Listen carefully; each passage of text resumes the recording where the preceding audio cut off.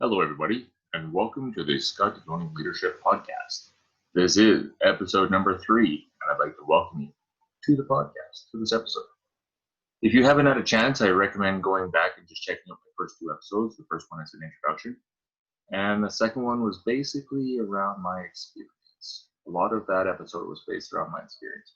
I tend to go back and forth a little bit on research, a little bit on experience. If you are joining me for the first time, I thank you. I ask that you subscribe, share this to whoever you think might need it. And that's my plan, is just to be here to serve you and help people become better leaders. For those who need a quick introduction, excuse me again, my name is Koning. I've been a leader in one way or another for the last 23 years. I have been both in the leadership position and in the being led position, if you will. I've had leaders in different ways, and I still do till today. And I am learning all kinds of things, good and bad. And I've learned all kinds of things, good and bad. And that's what I want to help you with through this podcast. So, what we're going to talk about today is something that when I took my very first leadership seminar, my leadership course, it was about 2 days or so, I think, and we went through this assessment. And this assessment was a complete game changer for me. Now I'm going to show you a version of it, and I'm going to kind of correlate it with some of the other ones that I've heard and done. Overall, it's the same idea. It's just a different way of understanding it. Some people prefer letters, some prefer colors, some prefer animals. It's all the same. It's just a matter of what sits better with you. So in this course, I took what's known as the DISC test, D-I-S-C. And I'm going to show you something here in just a second that will help you to identify which quadrant is what. Now, there's a couple things that I want to make sure I say right up front so I'm completely clear. There is an actual course for somebody who can teach DISC. I am not certified in that category. So don't take my word as a certified DISC trainer. This is strictly what I learned from doing the test or assessment. It's not really a test. From doing the assessment and how it helped me become a better leader. That's all I'm going to talk about. I do not want it to be confused that I am an actual DISC trainer. I'm not. I am not. I would love to be. Maybe I will in the future. As of right now, I'm not. In fact, right now, if you listen to any of Eric Thomas, if you've heard of him in the past, he is awesome. He's, I believe, right now the #1 motivational speaker in the world. He's also known as the hip hop preacher. He is completely energetic. You watch it or listen to any of his things, and you can't help but to get pumped up. And he talks about how he does it. He talks about the fact that he lived in an abandoned buildings and ate out of trash cans, and he was homeless, and his mom had him at the age of 16 or 17. Dad walked away. Like, he goes through all of his history in many of his sessions, and he talks about how he used those outcomes to better himself. He explains it better than I can. The reason I'm talking about Eric Thomas is the fact that in his latest material that he's posting online, he talks a lot about DISC. What letter indicates what, and how somebody with a dominant trait can help other letters, other people in the other quadrants. Now, I can tell you as well, I've taken this assessment in one way or another since the first leadership seminar about 3 times and had some very interesting results. I'm going to talk about my first result at the beginning and then as it progressed, where it went. So again, I'm going to just share my screen. I want to show you the latest one that I've taken. It's right on Tony Robbins' website, and I highly recommend taking it. It's completely free. I just searched Tony Robbins and then DISC, and it was the second one that came up on Google. You could see it here for those of you watching on YouTube. For those who aren't, who are listening to the podcast, it is tonyrobbins.com/disc, DISC. And from there, you can actually see the website itself. For those that don't know Tony Robbins, I highly recommend getting to know Tony Robbins as well. He's been in the motivational game for, I think the last I heard was like 35, 40 years. He started back when everything was on cassette, and he had to go to the library to listen to all the stuff that we get free now. So he's been in this game for a long time. He does not consider himself a motivational speaker. I've heard him say some form of this in one way or another in a couple of different forms. He considers himself somebody who explains how the body works, how the brain works. And so he's like, I don't like the idea of being a motivational speaker because people lose motivation. Once they understand how they work, they can build on that. So I appreciate the way he attacks that. And you can see here that DISC, D-I-S-C, is broken down into 4 different quadrants, 4 different letters, 4 different quadrants. And most of the tests, the assessments, will show you the D first. So that's where I want to start. D, if you are dominant in the D category, ironically, it's identified as dominance. This is where somebody is considered to be a very direct person. Here's what I need, take it or leave it. And when somebody is direct, it can actually be a good thing, but it could also be a hindrance. And I'm saying this having, for most of my life, being a D, being a direct person. Now, the good thing about Ds as well is they want to get started. They just want to get on the go. Okay, we'll deal with all the stuff as it pops up. Let me just take a first step. And then as information comes in, I'll make a game plan. That is what a D is. You can tell that somebody who is very direct, I call the Ds direct, even though it refers to it as dominance. You can tell that somebody who is a D, who is direct, it can be a little bit competitive. Competitive in a way where it's just like, I can get it done faster than you can. It may not be done right. I just want to make sure I'm clear on this. And I'm talking from experience. Again, I'm not a certified DISC trainer. This is strictly from experience. But I can tell you right now, being most of my life in the D category, that I have just got things started and I've either missed things or forgotten things or just figured that they didn't matter when really that's what I should have focused on. If we move over to the I category, this is somebody who is influential, we'll say. Somebody who's very charismatic, somebody who is a big people person, a very, very big people person. They have a tendency to always have a story to tell. They're always looking at things from the positive side. Very, very inspiring. You can't help but want to be around somebody who's an I. Now, there's really good things. On the other side, it can take a long time for something to get completed because it's, I got a story about the time we did this.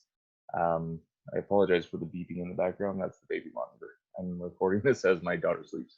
But you can tell that somebody who's an I is somebody that you just want to be around, somebody who is very, very influential. All right, I'm just going to get back to sharing my screen here. I just stopped sharing for just a second. Bear with me. There we go. Okay, so somebody who's an I is somebody who's very, very inspirational, charismatic, always has a story to tell, can tend to hold things back a little bit in the sense of progress, but can actually be very, very fun to be around and can really do a good job when actually focused. I have been known to be in an I category as well. Again, I'm going to tell you my results here in a little bit. Right now, I'm just explaining what they are. I'll tell you my results here as we go on. As we move down to the bottom left here, we look at the S category, and it refers to it here as steadiness. Now, the way that I look at an S category, the S to me is someone who is shy, somebody who just wants to sit in the background and is very polite, but doesn't want to make waves. Just wants everybody to be on the same page, just wants everybody to make sure that we're brought along. If you know of anybody who's gone on a hike, an S is usually the one that makes sure that the person who's last in that line of your group has somebody with them to catch them up. That's usually the way I think of an S. Somebody who's a team player for sure, very stable, sincere. They care, and they can actually, to their detriment, be walked over in a lot of ways because they're not willing to step up, because they're not willing to make waves. Somebody who is scared to take the first step, is scared to, well, I'll just follow. I'll just do whatever the crowd's doing. And this can actually be a hindrance in a lot of ways. So when we take a look at the S category, it's somebody, again, I look at S as shy. Somebody who's shy, somebody who sits back a little bit more than, say, a dominant person or a direct person. Okay. Now, when we take a look at the C category is somebody who is very, very organized, somebody who is very analytical, somebody who loves spreadsheets, if I could say it like that, somebody who knows numbers and has no problem organizing those numbers, loves it, thrives on it, in fact, looks forward to it. Now, when we take a look at somebody who's a C, they are, now when I say organized, I mean, if they were to do a poster of a list of items that they could write down that they love and hate when it comes to their category and the other categories, they will make sure that the paper is the right side up. They'll make sure it's completely tabbed and organized and color coded and all this kind of stuff, compared to a D who's just like, yeah, let's just get this done, and just starts writing. Pen to paper, okay, here's what I need, right? So when we talk about the difference, the direct is not very detail oriented, as C's, the conscientious, as it says here, are very detail oriented, focus on everything. It can be good, but where it can be bad as well is the fact that there's a lot of times where if you were to be considered a C, you would actually have to know every little step of what's going to happen before you can actually take one. You have to know the exact route to the final goal and every step that's going to be taken in between before you're willing to take one step. It can be good to know as much as possible, but I think we can all agree that you're not going to know that every single step along the path. And the analogy that I think of is when somebody goes sailing in the ocean, you can only see the horizon to a certain point. You can't see more until you get closer to that goal. And that's where being a conscientious person can be a little bit of a hindrance, is they want to know what's over the horizon, if you will, without actually taking the steps to get there. I hope that makes sense. Excuse me. So here are the 4 different categories of disc. If I were to color code it for you, for those that have done that, I would say that D would be red, I would be yellow, S would be green, and C would be blue. You could look at it either way. From the the assessments that I've done, it seems to be the same way, whether it's a letter or a color. So it's really up to you what works best. Some people work better with letters, like I said. Some people work better with colors. Some people work better knowing animals. Now, I don't know the animals as well. I haven't done that one.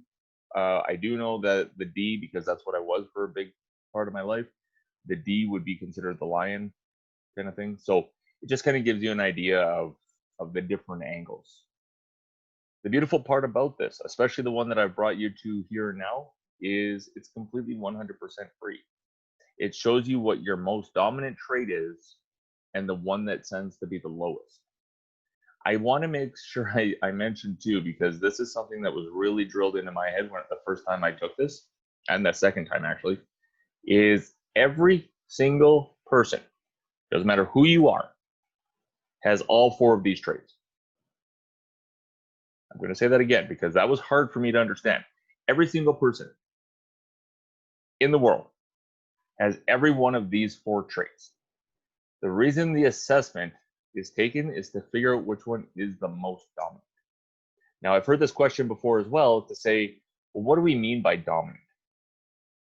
What I mean by dominant is if you were in a stressful situation, what would be the category or quadrant you would fall into first? Just by default, nothing else but default. Which one would you fall into first? And whatever quadrant that is, whatever letter that is, that's known to be your most dominant. So, like I said, I've taken this test 3 times. The very first time I took it, I found it very interesting because my most dominant trait or letter was I. I know I've been saying this entire podcast so far that the majority of my time was a D, but my first result, and this is actually what really surprised me, is it came up as an I. And as an I, again, you're more enthusiastic, charismatic, which is awesome.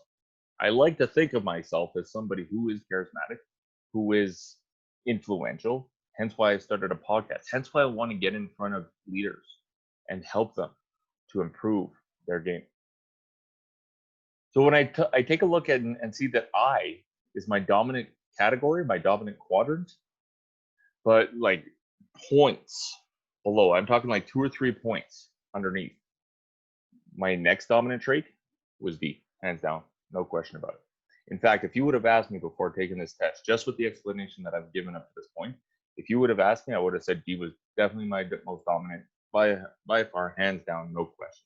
So it's interesting to me to see how I has actually outweighed in that first test, in that first time I took the assessment, outweighed the dominant category, because I can be known as very direct. And I'm going to tell you why that's important for every one of us to understand which category, which quadrant you fall under. Fast forward about 3 years, 4 years, something like that, and I took the assessment again. I'm on a different team. It's a different bit of a presentation, same idea, just different person presenting, bringing different ideas to it. Just like I'm probably bringing different ideas if you've taken this assessment before.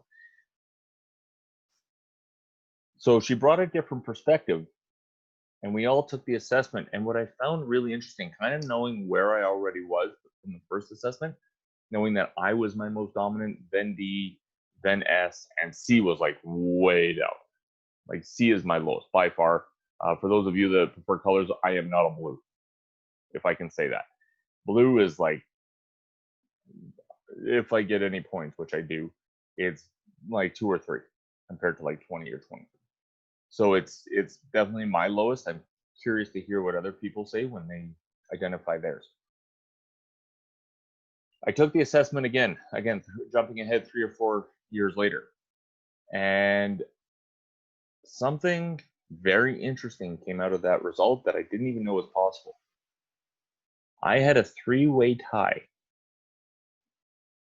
for D, I, and S.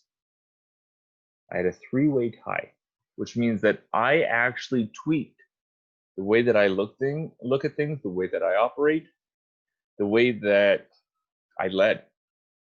I actually tweaked the way that I led to adapt to the people around me. Now, again, the C or the blue was, again, way down here. That's never been my top trait. And although I tend to work on it, there's a lot of things that I struggle on. And I know that, and I'm working on it. But it is an area where I know I'm weak. So I went from a high I, directly below is a D, About halfway down is an S, and then way down at the bottom is a C. The second time I took it, I was a three-way tie for D, I, and S. Now, the reason I think this happened, and this is why I wanted to show you the before and the after. The reason this was such a game changer for me, and the reason it happened, is because once you understand what quadrant is your most dominant, that you most fall under, I challenge you to see the other quadrants in other people and tweak the way that you actually lead. Tweak it so that you can actually give them feedback or praise them, if you will, to suit their quadrant. For example, as a direct person, if I notice that you're a direct person, I know that the best way to give you feedback is to go up to you and say, what am I looking at? And I know that sounds harsh for a lot of people, but for the people who are considered to be direct, that is the perfect way to give feedback. Just tell me what I did wrong so I can fix it and move on. And it sounds that aggressive, because to them it is. I've actually led some people who I've identified as a direct person. And instead of going through a roundabout way of getting to the final result that I was looking for, you just point it out and say, what's going on? And they go, oh yeah, okay, I see it. Yeah, I'll fix it. And you know, because of their trait as the D quadrant, you can leave it and it'll get fixed. However, if we were to look at somebody who's an I, if I come into that same category or same situation, I'm sorry, and I'm still a direct person, I have to attack that situation a little bit differently to get the result that I'm looking for. Because if I come up to somebody who is an I or an S, I'm going to link them both in this category, and I come up to them and say, what's going on here? They're going to basically shut down. They're going to put up their walls and they're going to be like, whoa, what? I thought I was doing right. And then they're either going to blame themselves, blame you, try and figure out what went wrong, everything except for the resolution. So you have to adapt your leadership style to focus on these different quadrants. So again, you need to try and see what it's like with other people, see what quadrant they fall under, and then from there, tweak your leadership to get the same results that you're looking for, regardless of which quadrant they land in. You just want the situation resolved, or you want them to feel appreciated, whatever the case may be, because again, we're looking at positive and negative feedback. Whatever the situation may be, you need to identify what quadrant you are first, and then identify what quadrants others are in that moment, and tweak your feedback accordingly. For example, if I were to give somebody who is an I some feedback, and this is a little bit to the S as well. C's do it a little bit differently, but if I were to go to somebody who's an I, and again, I'm direct, they're going to shield up, right? Walls up. So what I would have to do is I would have to basically talk to them first. Show them that I'm not just there for feedback. How's it going? How are things at home? Know a little bit of their interest, that kind of stuff. And then just be like, okay, well, we have a situation. Let's look at it together. So again, it's not your fault necessarily, even though it might be, but it's not just your fault necessarily. Let's look at this together and figure out, first of all, what went wrong and how we can adjust it so that it doesn't happen again. Because when you look at somebody who is an I, and an S qualifies in this in a lot of ways, is if they don't come up with a solution, they are not very willing to stick with it. A lot of people like to come up with a solution, or like to feel like they've had a part of a solution, if I could say it that way instead. They want to feel like they're a part of the process. So if I were to come up to them and say, and this is unfortunately how a lot of people do it, so this is where I'm getting it from. But if I go up to a lot of people and I say, okay, here is the problem, Here's the solution I've come up with. Go. You're probably thinking to yourself, yep, that happened to me last week. Without knowing the why, without feeling like you're part of the process, and you're the one expected to do the job, it is very hard to get on board. Unless you're a direct person, a dominant person, okay, let's go, done, I'm in. Because they just want to know what they have to do so they can start moving forward. If I'm an I or an S, I need to actually understand why we're doing what we're doing before I can actually do it. If I'm part of the process, that's even better. But I have to understand that why. There has to be a reason as to why we switched this from what we were doing, which I thought was working, to what we're doing now, which is up in the air whether it's going to work or not. And we need to walk through what that looks like and where we came up with those numbers. That's where you're going to start getting people buy-in. Now, I will talk about this on a separate episode, but there's one process out there that I'm loving. I used to be a part of it in a previous life, and I actually love the idea. And the process is called Lean. Some of you have probably heard of it. Some of you may have even done it. Some of you may have your own experience with it, and it may be different than mine. That's perfectly fine. To give you an overall view of what Lean is, it's where you're actually taking people who do the job day in and day out and identify from them what is wrong with the current processes. What's wrong, what's old, and what can be eliminated, what's pointless. Because there's a lot of things that we may be doing in our companies that are 18, 20 years old. And yeah, it worked at the time, but I'd like to hope that we're a different company now, but we're still doing the same process. It doesn't make any sense. Another thing that came out of a Lean project that I wasn't actually a part of, but I got to see the results, is the lack of communication between two groups that were supposed to be on the same page. The lack of communication between one group who went off a certain set of times to consider a performance on time, and another group that went off a different set of time, that a completely different set of time that was considered on time, and they conflicted each other. And because of that, it actually caused more problems than it helped. But identifying that gap was there is what was able to change it. So I'm a big fan of Lean. I think I'm going to do an episode just on Lean because there's so much that comes out of it. I am, again, not certified in Lean. I've done some projects in Lean, but I'm not actually a certified teacher. It's just my experience. But man, is it a game changer. If you're looking for a way to involve your team, get their input, hope they can jump in, be part of the process, then I recommend Lean. So feel free to reach out to me if you have any more questions before I get that episode recorded. But yeah, Lean is definitely one.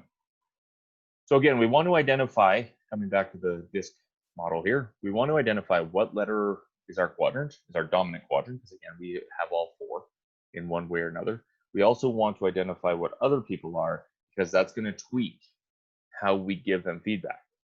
If I am a D, I'm a direct person, I am going to have to be very, very aware that for me to go and give somebody who's a C any bit of feedback, I'm going to have the numbers that support it. And for anybody who is dominant in the direct category right now, and I'm putting my hand up because I still believe I am in a lot of ways, that drives us crazy. Absolutely crazy. We just want to be able to go to you and say, here's the problem. This is what I got from it. Here's the solution. Go. But if we're looking for a result that's going to help everybody move forward, that's not going to be very productive. So what we need to do, if I'm a direct person, which is, again, my dominant trait, I need to actually understand what are the numbers that support where this problem came from. And when I can actually support it and they see the numbers, oh, look, I could see here, this is where it's lacking, this is where I have to adjust. They see the numbers, they're very visual, laid out, especially in a spreadsheet. People in the C categories love spreadsheet. If they could see it laid out properly and they see the numbers, they are more willing to be able to follow through and get to a point where you need to be in order to get the resolution that you need. So again, I highly, highly recommend doing the assessment. I'm going to put this link in the description below. It's Tony Robbins' website. So it's, I mean, I love Tony Robbins. I think he's awesome. I listen to a ton of his stuff. If you can get any of his coaching, great. I have not been in that position yet, but I plan to be in that position in the future. But I'm going to put this link in the show notes if you're listening to this on a podcast. I'm also going to put it in the description if you're watching this on YouTube. Please feel free to share this with a friend. Do the assessment. See where you are. It's completely free. And then you get this whole email breakdown of where things are, where you land. And from there, you can actually see it in others.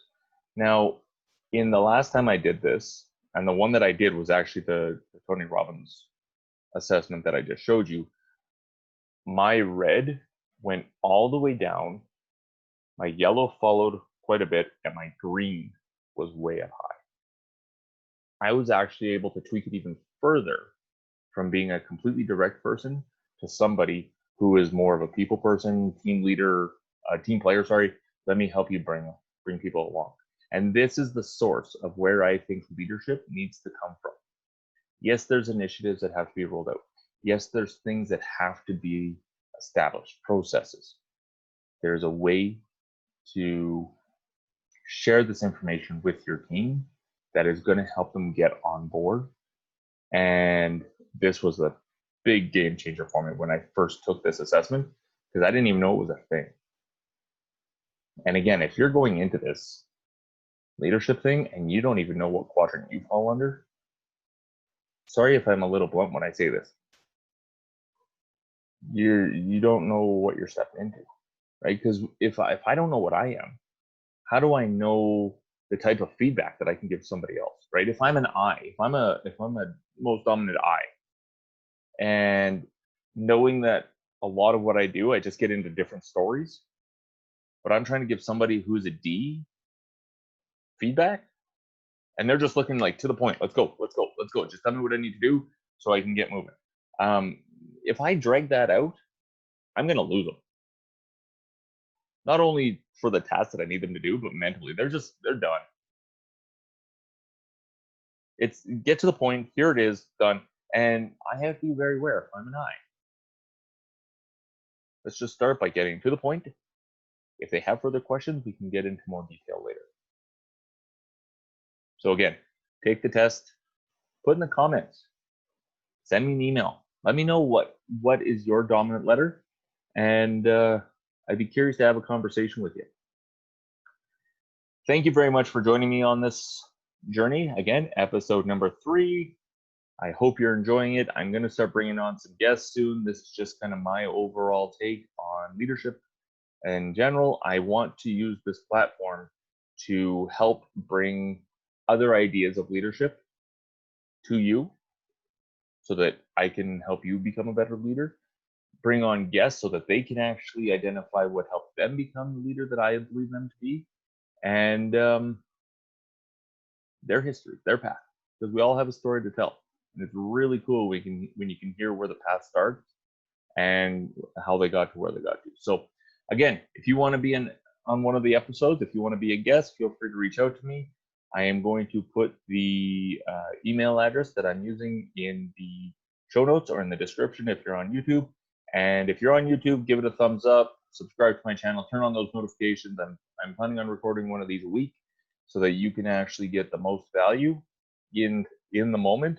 Because as time is changing right now, especially with coronavirus, it's a very interesting time to be leading because there's a lot of anxiety right now. There's a lot of uncertainty, and so as time goes on and the economy changes, the platform changes, we have to adapt as leaders, and that's what I plan to do on this on this podcast. So again, thank you very much. If you haven't subscribed, please make sure you subscribe. Doesn't matter what platform you're on. If you want to reach out to me, feel free to send me an email. I'll get back to you as soon as I see it. Leave a comment if you're on YouTube, and I will see you all or talk to you all on the next one. Later.